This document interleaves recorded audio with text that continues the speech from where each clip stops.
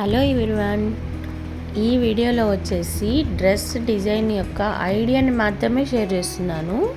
దీనికోసం అయితే నేను ఓన్లీ ప్లెయిన్ క్లాత్ తీసుకున్నాను. చూడండి, నెట్ క్లాత్ వచ్చేసి 6 మీటర్స్, సాటిన్ వచ్చేసి 2 మీటర్స్, అదేవిధంగా లైనింగ్ వచ్చేసి 2 మీటర్స్.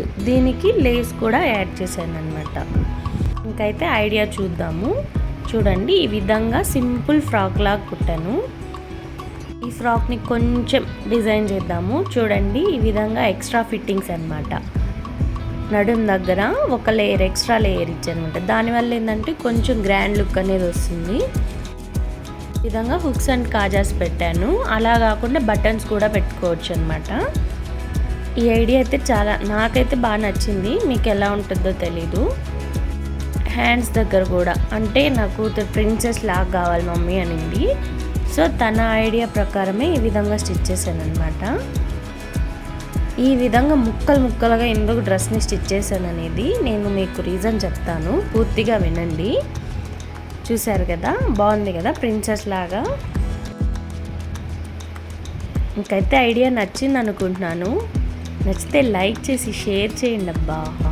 ఇలాంటి మంచి ఐడియాస్ కోసం సబ్స్క్రైబ్ చేయండి.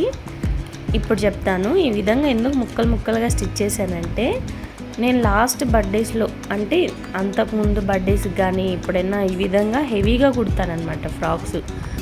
ఇలా కుట్టడం వల్ల ఏంటంటే ఫ్యామిలీ ఫంక్షన్స్లో అలా వేసుకోవడానికి కంఫర్ట్గానే ఉంటుంది. ఎందుకంటే మనం ఉంటాం కాబట్టి క్యారీ చేయడానికి. అదే నెక్స్ట్ స్కూల్కి వేసుకెళ్ళమంటే ఎప్పుడు వేసుకెళ్ళదు.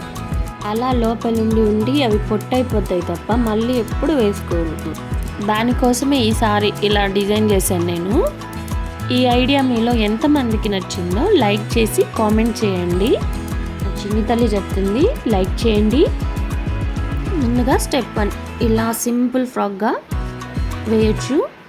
అండ్ సెకండ్ స్టెప్ ఇలా నడుం దగ్గర ఫ్రిల్స్ పెట్టి వేయచ్చు డ్రెస్. ఎందుకు లేట్, సబ్స్క్రైబ్ చేయండి.